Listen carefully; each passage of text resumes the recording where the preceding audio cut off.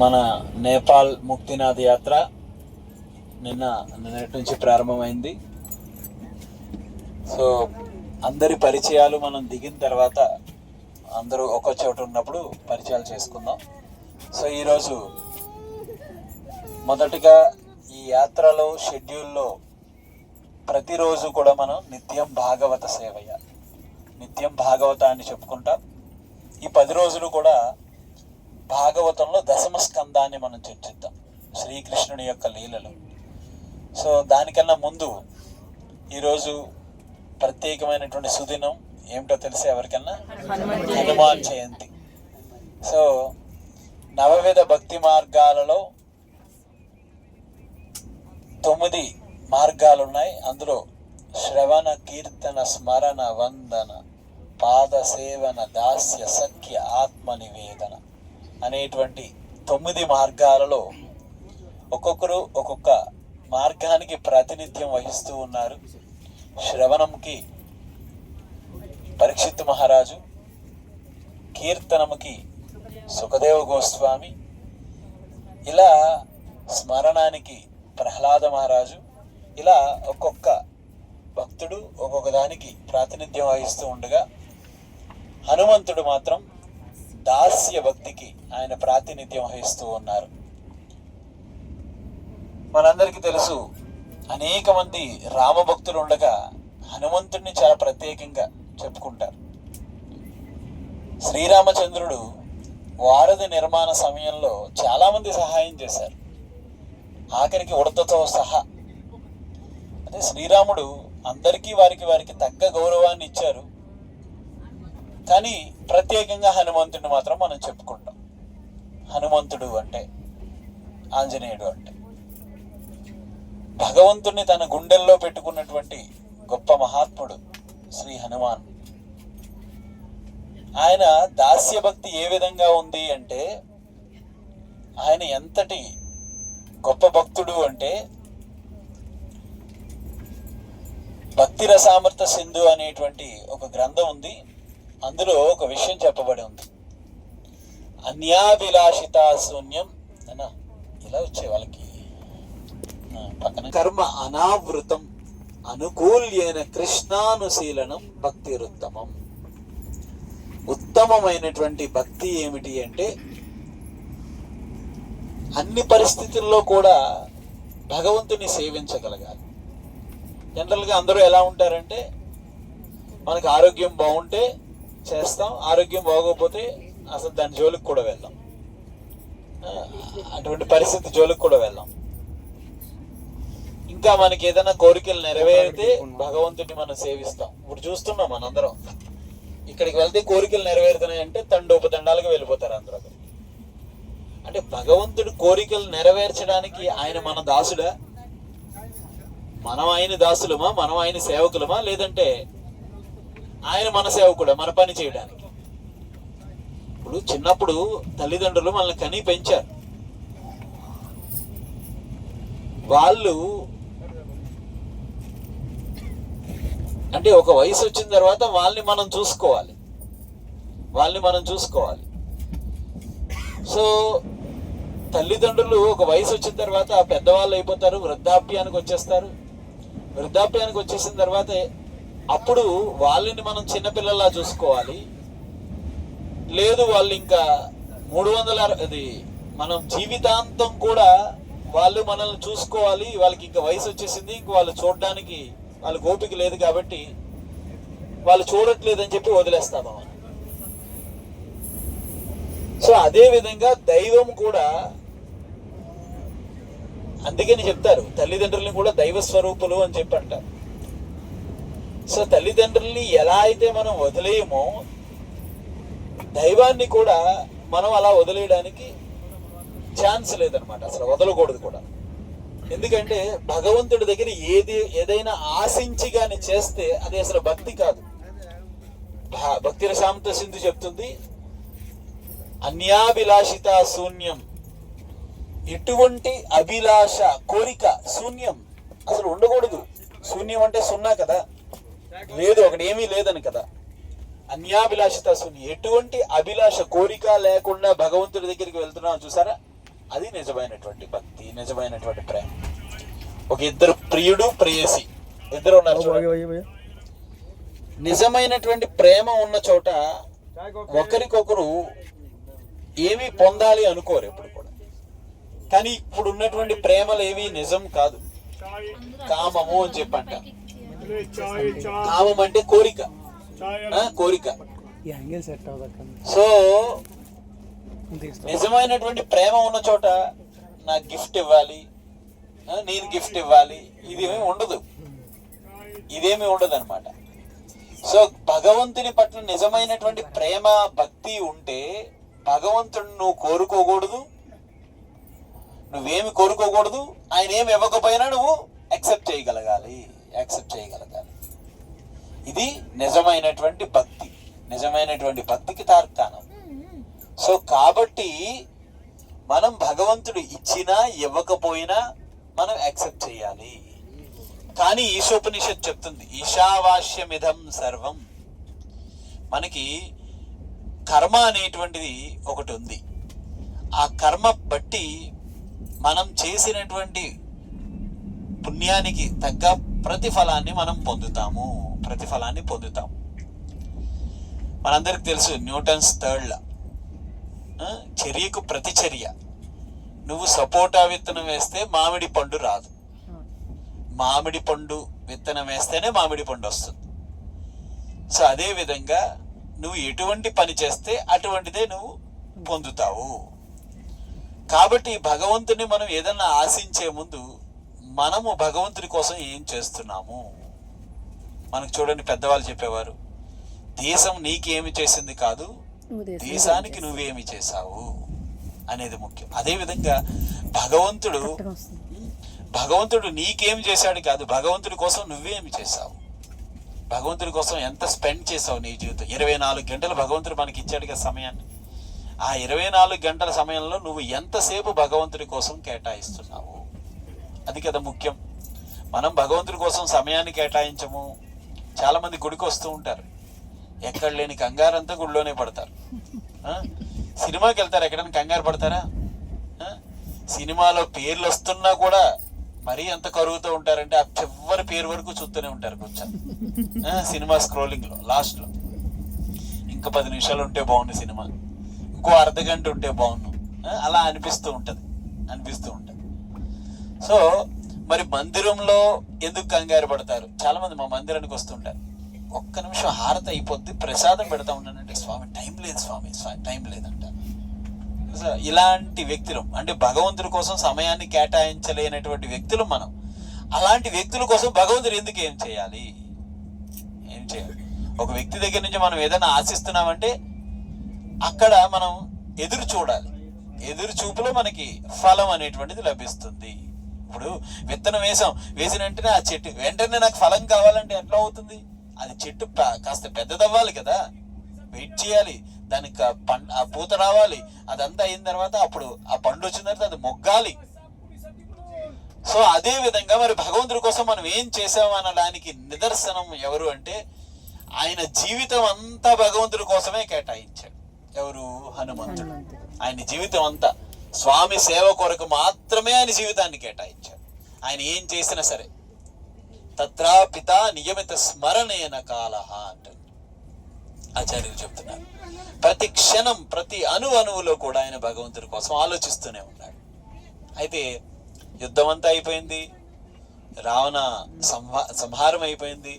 సీతమ్మ తల్లిని తీసుకొని శ్రీరామచంద్రుడు అయోధ్య నగరానికి వచ్చేసాడు. అయోధ్య నగరం అంతా కూడా ఒక పండగ వాతావరణం అయిపోయింది. అయోధ్య నగరం అంతా తోరణాలు కట్టారు. నన్ను అక్కడ వాటర్ తీసుకో. అయోధ్య నగరం అంతా తోరణాలు కట్టారు. ఎంత అందంగా అద్భుతంగా అయోధ్య నగరాన్ని సిద్ధం చేశారు. అక్కడ నృత్యాలు, సంగీతాలు, కీర్తనలు, సంకీర్తనలు, భజనలు, ఉపన్యాసాలు, హరికథలు అన్నీ జరుగుతున్నాయి. ఎంత అద్భుతంగా జరుగుతున్నాయి. ఆ సమయంలో అందరూ హడావిడిగా తిరుగుతున్నారు. ఈ తిరుగుతున్నటువంటి సమయంలో ఎవరికి వారు శ్రీరామచంద్రుని ఎలా సంతృప్తి పరచాలి అనే పనిలో పడ్డారు. ఇంకెలా ఉంది అంటే, శ్రీరామచంద్రుడు సీతమ్మ వారితో అయోధ్యలో రాక వచ్చారు అనగానే ఆయనకి సేవ చేయడానికి అనేక మంది వచ్చేసారు. ఉన్నది ఒక జంట, ఈ జంటకి సేవ చేయడానికి అనేక మంది ఉన్నారు. ఎలా?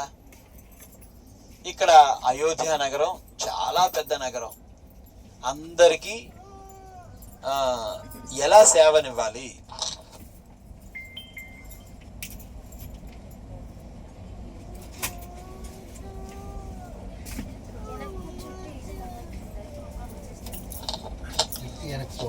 అందరికీ ఎలా సేవనివ్వాలి?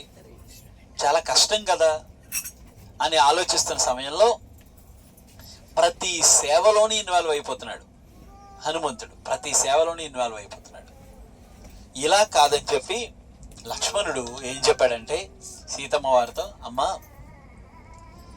ఇలా కాదు, ప్రతి సేవలో ఈ హనుమంతుడు వచ్చి ఇన్వాల్వ్ అయిపోతున్నాడు, నెమ్మదిగా ఈ హనుమంతుడిని తప్పించేద్దాం. అసలు వానరు ఆయన ఎందుకు సేవ చేయాలి? అసలు ఇంతమంది ఉన్నారు కదా, నెమ్మదిగా హనుమంతుడిని పక్కకు తప్పించేద్దాం. మీరు ఏం చేస్తారంటే ఒక పట్టిక, ఒక టైం టేబుల్ వేయండి, ఎవరెవరు ఎప్పుడెప్పుడు ఏ సేవ చేయాలి అనేటువంటిది. హనుమంతుడు లక్ష్మణుడు ఎంత జాగ్రత్త తీసుకున్నాడంటే, ఆ పట్టిక వేసేటటువంటి సమయంలో సీతమ్మ వారితో చెప్తున్నాడు పట్టిక వేయమని. నేను చెబుతాను, మీరు ఆ విధంగా చక్కగా రాయండి అన్నాడు. సీతమ్మ వారు క్వశ్చన్ చెయ్యొచ్చు అక్కడ, కానీ హనుమంతుడి కోసం ఆవిడికి తెలుసు. ఎందుకంటే అశోకవనంలో ఆవిడికి శ్రీరామచంద్రుడు పంపినటువంటి గుర్తు తెచ్చినప్పుడే ఆ లంకా నగరాన్ని దహించి వేశాడు కదా. హనుమంతుడి యొక్క గొప్ప వ్యక్తిత్వం ఏమిటో తెలుసు ఆవిడికి. అందుకని ఆవిడ ఏం ఊరుకుంది, ఏం మాట్లాడలేదు. లక్ష్మణుడు మాత్రం నెమ్మదిగా తప్పించే పనిలో ఉన్నాడు. హనుమంతుడికి సేవ, ఆ పనిలో పడి ఏం చేశాడంటే ఏ సేవలో కూడా హనుమంతుడి పేరు లేకుండా చేసేసాడు. అందరూ అన్ని సేవలు చేస్తున్నారు. అంటే స్వామివారికి భోజనం పెట్టే సేవ, భోజనం పెట్టిన తర్వాత ఆ యొక్క పాత్రలు తీసేటటువంటి సేవ, స్వామివారికి వంట చేసే సేవ, ఆఖరికి స్వామి భోజనం చేసిన తర్వాత నోట్లో పాన్ వేసుకునే సేవ, అన్ని సేవలు ఒక్కొక్కరికి ఇచ్చేశారు. ఇచ్చేసిన తర్వాత హనుమంతుడికి ఏమీ సేవ లేదు, ఏం చేయాలో అర్థం కాదు. హనుమంతుడు వచ్చి దీనంగా, నాకేం సేవ ఇవ్వలేదు అవకాశం, సరే ఇవ్వకపోతే నేనే తీసుకుంటాను అనుకున్నాడు. ఆయన దీనంగా మూలకెళ్ళి ఒక పక్కన నుంచుంటే సీతమ్మ వారికి చాలా బాధ కలిగింది. ఎందుకంటే తన బిడ్డలకి ఎవరికైనా బాధ కలిగితే తల్లి ఊరుకోలేదు కదా. అందుకని ఆవిడ చాలా బాధపడుతూ హనుమ ఒక సేవ ఉందయ్యా, ఆ సేవ చెయ్యాలి. లక్ష్మణుడికి చాలా కోపం వచ్చేసింది. అరే, హనుమంతుడికి సేవ లేకుండా చేయడం కోసమే కదా అసలు ఇదంతా చేసేది, లేకపోతే 24 గంటలు అన్న దగ్గరే ఉంటున్నాడు కదా, నాకు ఆ అవకాశాన్ని కోల్పోయేటట్టు చేశాడు. అసలు హనుమంతుడిని తప్పించాలంటే మళ్ళీ మీరేం సేవ అంటారు? అయితే ఏం లేదయ్యా లక్ష్మణ, చిన్న సేవ అంతే, అది పెద్ద గొప్ప సేవ కాదు. మీ అన్నగారు ఎప్పుడైతే ఆవర్లు ఇస్తారో అప్పుడు చిటిక వేసేటటువంటి సేవ అని చెప్పి. ఆయన ఎప్పుడు ఆవర్లు ఇస్తారు, ఆయన ఎప్పుడు చిటిక వేయాలి అనగానే లక్ష్మణుడు బాగుంది, పర్వాలేదు, ఇదే మంచి సేవ ఇదే మంచి సేవ. ఆయన ఎప్పుడు ఆవర్లించాలి, ఈయన ఎప్పుడు చిటిక వేయాలి. ఆయన ఆవర్లించినప్పుడు ఈయన ఉంటాడు ఆయన అని చెప్పి ఆలోచించగానే హనుమంతుడు ఒక్కసారి ఆలోచించి, బాగుంది, చాలా మంచి సేవ ఇచ్చారు నాకు, ఎన్నాళ్ళు ఇంత గొప్ప సేవ నేను ఎప్పుడు చేయలేదన్నాడు. అనగానే ఎందుకీ కదలడు, అందుకీ కదలడు హనుమంతుడు. పొద్దున్న నుంచి సాయంత్రం వరకు అక్కడే ఉన్నాడు. రాత్రి స్వామివారు నిద్రించాలి అని చెప్పి ఆయన సైన్య మందిరానికి వెళ్ళారు. సీత అమ్మవారు పక్కనే నిద్రిస్తూ ఉన్నారు.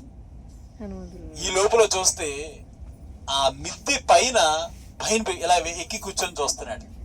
సీతమ్మవారు ఒక్కసారి గట్టిగా అరిచారు, ఏమయ్యా హనుమ, ఎందుకు అక్కడ కూర్చొని ఉన్నావంటే, అమ్మా స్వామి ఆవర్లు ఇస్తే చిటికేయాలి కదా. ఆయన ఇప్పుడు ఆవర్లించలేదు కదా అంటే, ఎప్పుడు ఆవర్లిస్తారో తెలియదు కదమ్మా, అందుకని పొద్దు నుంచి ఆయన దగ్గర కాసు కూర్చున్నాను, ఆయన ఆవర్లించాలి, నేను చిటికి వేయాలి. ఎందుకంటే పూర్వం పెద్దవాళ్ళు చెప్పేవారు, ఆవలించినప్పుడు చిటికి వేయాలి. ఎందుకు చిటికి వేయాలి? ఎందుకు చిటికి వేయాలంటే నోట్ లోపలికి దయ్యాలు పోతాలు దూరిపోతాయి. అసలు ఎవరికైనా దూరినయ్యా? అలాగా ఎవరికైనా దూరినయ్యా? దూరింది. ఎవరికి దూరిందంటే వ్యాసుల వారి భార్యకి దూరింది. ఏం దూరింది? చిలక దూరింది. చిలక దూరింది. ఏం చిలక దూరింది? సుఖ మహర్షి రాధాకృష్ణుల యొక్క పెంపుడు చిలక, రాధాకృష్ణుల యొక్క దివ్యమైన లీలలు చూసినటువంటి చిలక అది ఏం చేసిందంటే రాధాకృష్ణుల యొక్క లీలలన్నీ కనుమరుగైపోయిన తర్వాత వెతుకుతూ ఉంది, ఏ లోకంలో ఎక్కడ జరుగుతున్నాయో రాధాకృష్ణుల యొక్క లీలలు అని చెప్పి ఉంటే, అప్పుడు అక్కడ వ్యాసుల వారి యొక్క భార్య స్నానం చేస్తూ ఉంటే ఆ స్నానం చేసే సమయంలో ఈయన ఒక మంత్రాన్ని చెబుతాడు. ఆ మంత్రం చెబుతున్నప్పుడు ఈవిడికి ఒక్కసారి ఆవర్లెంత వచ్చింది. ఆవర్లెంత రాగానే ఈ చిలక లోపలికి వెళ్ళిపోయి గర్భంలో దాక్కుంది. అందుకే చూడండి, భాగవతంలో ఎక్కడ రాధారాణి పేరు ఉండదు. ఎందుకు ఉండదు అంటే రాధారాణి పేరు గాని సుఖదేవ గోస్వామి గాని చెబితే ఇంకా అక్కడతో భాగవతం ఆగిపోద్ది అనమాట. అందుకని భాగవతంలో గోపికలలో పరమోత్కృష్టమైనటువంటి గోపిక అనేటువంటి పదాన్ని వాడుతాడు ఆయన. రాధారాన్ని ఏమని పిలుస్తారంటే అపరాధ అని పిలుస్తాడు ఆయన. అక్కడ అపరాధ అంటే కృష్ణుడికి ఎటువంటి హాని చెయ్యనటువంటిది, ఎటువంటి హాని చేయనటువంటిది అని చెప్పి. సో కాబట్టి ఆ చిలక లోపలికి వెళ్ళి గర్భంలో సుఖ మహర్షిగా పెరిగింది. సుఖ మహర్షిగా పెరిగింది. సో కాబట్టి నోట్లోకి ఇట్లా ఏది పడితే దయ్యాలు భూతాలు ఇటువంటి వస్తువులు, మనకైతే చిలకలు ఇవి వెళ్ళవు, కానీ ఇట్లాంటివి ఏమన్నా నెగిటివ్ ఎనర్జీ అనేటువంటిది లోపలికి వెళ్లకుండా ఉండడం కోసం పెద్దవాళ్ళు ఏం చేశారంటే చిటిక వేయడం నేర్పించారు. సో కాబట్టి ఈయన చిటిక వేసే సేవ కోసం పొద్దు నుంచి సాయంత్రం వరకు, రాత్రి ఇంకా పగలు రాత్రి ఏం లేదు, 24 గంటలు ఆయన అక్కడే ఉంటున్నాడు. అప్పుడు లక్ష్మణుడు పొద్దున్నే వచ్చి, అమ్మా సీతమ్మ, ఆయన్ని సేవ నుంచి తప్పించాలి అంటే 24 గంటలు ఆయన దగ్గర ఉండేటట్టుగా, పూర్వం పాపం 12 గంటలు 10 గంటలు ఉండేవాడు, ఇప్పుడు 24 గంటలు ఉంటున్నాడు. ఆయన్ని ఎలా అంటే భగవంతునికి సేవ చెయ్యాలి అనే కుతూహలం భావన ఉంటే భగవంతుడు మత్త స్మృతి జ్ఞానమపోహనంశ అని భగవద్గీతలో చెప్తున్నాడు. మతి మరుపు, స్మృతి, జ్ఞానము అన్ని మనకు కల్పిస్తాడు. మనకేంటి? భగవంతుని పట్ల ప్రేమ ఉండాలి, అంతే, ప్రేమ ఉండాలి. సో కాబట్టి ఆ విధంగా హనుమంతుడు ఎందుకు గొప్పవాడు అయ్యాడు, హనుమంతుని మనం ఎందుకు సేవిస్తున్నాము అంటే హనుమంతుడికి ఉన్నటువంటి దాస్య భక్తి మనం పెంపొందించుకోవాలి. సో ఇప్పుడు మనం యాత్ర చేస్తున్నాము. దయచేసి నా విన్నపం ఏంటంటే, యాత్ర అందంగా జరగాలి, బాగా జరగాలి అంటే బ్రహ్మగారు భాగవతంలో ఆయన బ్రహ్మ విమోచన లీల అనేటువంటి ఒక లీల ఉంది. ఈ గోప బాలకులందరూ నిద్రిస్తుంటే కృష్ణుడికి వాళ్ళు అందరూ కూర్చోబెట్టి వాళ్ళు తెచ్చుకున్నటువంటి చల్దులు అవన్నీ తినిపిస్తుంటే బ్రహ్మగారు పైనుంచి చూసి, అరే దేవదేవుడైనటువంటి బ్రహ్మకి ఎలా కనిపిస్తున్నాడంటే కృష్ణుడిలా కనిపించట్లా, చతుర్భుజ నారాయణుడిలా కనిపిస్తున్నాడు. నారాయణుడు మధ్యలో కూర్చున్నారు, వీళ్ళందరూ చుట్టూరు. నారాయణుడికి వీళ్ళు తెచ్చుకున్నటువంటి చల్దులు ఎలా పెడుతున్నారు అని బ్రహ్మకి ఏం అర్థం కాక ఏం చేశాడంటే వీళ్ళందరినీ తీసుకెళ్లి దాచిపెట్టేశాడు బ్రహ్మలోకంలో. అప్పుడు బ్రహ్మకు అర్థమైంది, అసలు నేను ఎవరితో ఆటలాడుతున్నాను, అసలు ఆ భగవంతుడి యొక్క దివ్యలీల చూడాలి అంటే ఎటువంటి దృష్టి కావాలి అని బ్రహ్మ సంహిత అని ఒక సంహితలో చెప్తున్నారు. ప్రేమాంజన చురత భక్తి విలోచనేనా సంత సదైవ హృదయేషు విలోకయంతి యం శ్యామ సుందరమచింత్య గుణస్వరూపం గోవిందమాది పురుషం తమహం భజామి. ఆ శ్యామ సుందరుణ్ణి, ఆ గోవిందుణ్ణి దర్శించాలి అంటే ప్రేమాంజనచురత భక్తి విలోచనేనా అంటే ప్రేమ అనేటువంటి లేపనము మన కంటికి రాసుకోవాలి. అది ఎక్కడ దొరుకుతుందండి? ప్రేమ అనేటువంటి లేపనం ఈ నామ జపం ఎవరైతే చేస్తారో వాళ్ళకి మాత్రమే లభిస్తుంది. అందుకని ఈ 13 రోజుల సమయం, దయచేసి సమయాన్ని వృధా చేయకండి. ఇంటి దగ్గర రోజు టీవీలో సీరియల్ చూస్తాం కాబట్టి ఆ సీరియల్ని మిస్ అవ్వకూడదు, ఆ ఎపిసోడ్ని మిస్ అవ్వకూడదు అని చెప్పి లిగినా అట్లీకు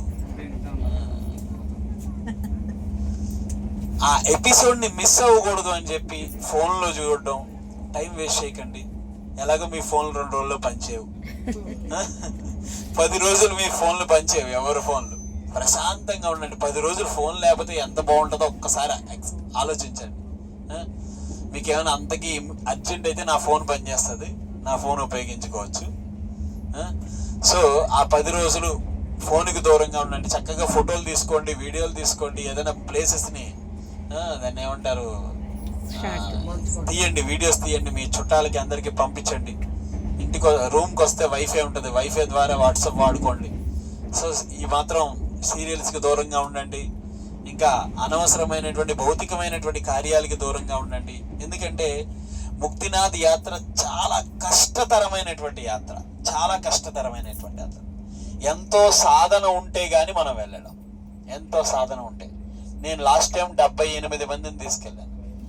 78 మందిలో 78 సంవత్సరాలు ఆయన కూడా ఉన్నాడు, 78 ఉన్నాడు ఆయన. అలా అందరూ 60+ ఒక్క పర్సన్ కూడా ఎటువంటి ఆరోగ్యము అనారోగ్యము కానీ ఏమీ లేకుండా చాలా అద్భుతంగా తీసుకెళ్ళగలిగాను. ఎలా తీసుకెళ్ళగలిగానంటే కేవలం భగవంతుని యొక్క కరుణ, సాధన, దాని మూలంగా. నా తర్వాత చాలా మంది నన్ను చూసి అనకాపల్లిలో 3-4 టీములు తీసుకెళ్లారు. అందరూ అప్సెట్ అయిపోయాను. అంటే బయట ఉండేవాడికి మనకి తేడా ఏంటంటే ఈ ధామములను దర్శించడం కేవలం సాధనతో మాత్రమే సాధ్యం అవుతుంది, డబ్బుతో కాదు. నా దగ్గర బోల్డ్ డబ్బులు ఉన్నాయండి, నేను తిరిగి వస్తానంటే డబ్బు ఉంటే అడుగు పెట్టలేము ధామంలో, సాధన ఉంటేనే అడుగు పెట్టగలుగుతాం. నాతో చాలా మంది యాత్రలకు వచ్చిన వాళ్ళు ఉన్నారు, ద్వారక, బృందావనం, అవన్నీ. వాళ్ళందరినీ అడగండి ఎంత ఆనందంగా జరుగుతుంది అంటే రిటర్న్ వెళ్ళిపోయినప్పుడు చాలా బాధ కలుగుతుంటుంది, అరే అప్పుడే వదిలేసి వెళ్ళిపోతున్నావా అని. వీళ్ళందరూ మొన్న ద్వారక వచ్చారు, ఈ మాతాజీ వాళ్ళందరూ అంత ద్వారక వచ్చి మళ్ళా ఖర్చు పెట్టుకొని వస్తున్నారంటే ఎందుకు, ఎంత ఆనందం ఉంటే కానీ రారు చెప్పండి. ఈ మాతాజీ కూడా వచ్చారు, ద్వారక వచ్చారంటే కారణం. సో అందులో హ్యాపీనెస్, ఆనందాన్ని. ఇంటి దగ్గర ఎప్పుడు నాకు అది లేదు ఇది లేదు, ఆ ప్రాబ్లమ్స్ ఎక్కడో చోట ఏదో చిన్న ప్రాబ్లం ఉంటుంది, రాదు, లేకుండా ఉండదు. ఎందుకంటే మనం మనుషులం కాబట్టి. భగవంతుడు అయితే అన్ని పర్ఫెక్ట్గా అరేంజ్ చేస్తాడు. మనుషులైతే ఏదో ఒక చిన్న లోపం ఉంటుంది, లోపం లేకుండా ఉండదు. సో మనం ఇంటి దగ్గర ఉండేటట్టే ఉండాలి అంటే మనం ఎంజాయ్ చేయలేము యాత్రని. సో ఇంటి దగ్గర ఉండేటట్టు ఉండదు కాబట్టి ఉన్న దాంట్లో మంచి ఫెసిలిటీస్ ఏర్పాటు చేశాను నేను అన్ని కూడా. సో మీకు అందరికీ కూడా మంచిగానే చూసుకోవడానికి అన్ని ఏర్పాట్లు చూస్తున్నాను నేను. కాబట్టి మీరు కేవలం ఏం చేయాల్సిందంటే మీ అందరికీ ఇప్పుడు జపమాలలు ఇస్తాను నేను, జపమాలలు తీసుకోండి. ఆ జపమాలలతో ఈ రోజు నుంచి కంటిన్యూగా జపం చేయండి. రోజుకి ఎన్ని మాలలు వీలైతే అన్ని మాలలు చేయండి. నేపాల్ యాత్ర అనే గ్రూప్ ఉంది కదా, ఆ గ్రూపులో అన్ని విషయాలు దాంట్లో వస్తాయి. మీరు ఎన్ని మాలలు జపం చేశారో ఇవాళ నుంచి మీ పేరు, ఈ పేరు ఇన్ని మాలలు జపం చేశాను అని రోజు రాత్రి నిద్రించే ముందు దాంట్లో మెసేజ్ పెట్టండి. మీకు ఏదైనా డౌట్స్ ఉంటే దాంట్లో మెసేజ్ పెట్టండి. అలాగే నేరుగా లేదని నా దగ్గరికి వచ్చి అడగండి. ఇంకా ఆధ్యాత్మికమైన విషయాలు ఏదన్నా తెలుసుకోవాలనుకుంటే నా దగ్గరికి వచ్చి అడగండి. ఈ 10 రోజులు మీతో స్పెండ్ చేస్తాం కాబట్టి. తర్వాత ఈ దీంట్లో క్విజ్ కూడా ఉంటుంది. ప్రతిరోజు మీకు ఒక 4-5 ప్రశ్నలు వస్తాయి. ఆ ప్రశ్నలకి సమాధానాలు పంపండి. సమాధానాలు పంపిన వాళ్ళకి ప్రైజ్ కూడా ఉంటుంది. అలాగే లాస్ట్లో మనం క్విజ్ కూడా ఒకటి చేస్తాము. ఆ క్విజ్లో గెలిచినటువంటి వాళ్ళందరికీ కూడా ప్రైజెస్ ఇస్తాము. అలాగే మంచి గేమ్స్ ఉంటాయి, ఆ గేమ్స్లో గెలిచిన వాళ్ళకి కూడా ప్రైజెస్ ఉంటాయి. ఇలా ఇవన్నీ కూడా మనం అరేంజ్ చేస్తున్నాము. సో అందరికీ జపమాలలు ఇస్తాము, జపమాల తీసుకోండి. అలాగే ఈ బుక్ కూడా తీసుకోండి అందరూ కూడా. భగవద్ దర్శన్ అని ఇస్కాన్లో చాలా ప్రత్యేకమైనటువంటి మ్యాగజైన్ అన్నమాట. ఇది కేవలం 40 రూపాయలు మాత్రమే. ఈ పుస్తకాన్ని తీసుకోండి. దీంట్లో చాలా విషయాలు, భగవద్గీత, భాగవతం, అలాగే ఆచార్యులు చెప్పినటువంటి ఎన్నో విషయాలు, మహాభారతం కోసం ఇవన్నీ ఉంటాయన్నమాట దీంట్లో. సో ఇవన్నీ తీసుకోండి. నాన్న ఇచ్చేకు అందరికీ ఫోటో తీసి అట్లా అట్లా.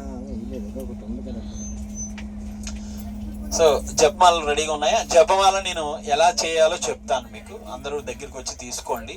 ఏమన్నా జపమాల నాన్న అక్కడ ప్రభుజీ ప్రభు అక్కడ సాలగ్రామ ఉన్నాయి అమ్మా. బ్రహ్మలీల కంప్లీట్ చేసేయండి. అది బ్రహ్మ విమోచన చెప్తాను అంటే ఫస్ట్ నుంచి చెప్తాను నేను. మొదలు పెట్టారు కదా. లేదు అంటే ఇవాళ హనుమంతుడితో మొదలుపెట్టి మధ్యాహ్నం మళ్ళా మనం మధ్యాహ్నం షెడ్యూల్లో కృష్ణ జననం నుంచి మొదలు పెడతాం. అంటే మధ్యలోంచి ఎందుకు చెప్పడం అని నేను అక్కడ అవకాశం అంటే అవసరం వచ్చింది కాబట్టి ఆ టాపిక్ తీసుకున్నాను. కానీ మొదటి నుంచి చెప్తాను నేను. కృష్ణ జన్మ రహస్యం నుంచి అప్ టు చివరి వరకు మనం చెప్పుకున్నాం. ఇవ్వండి.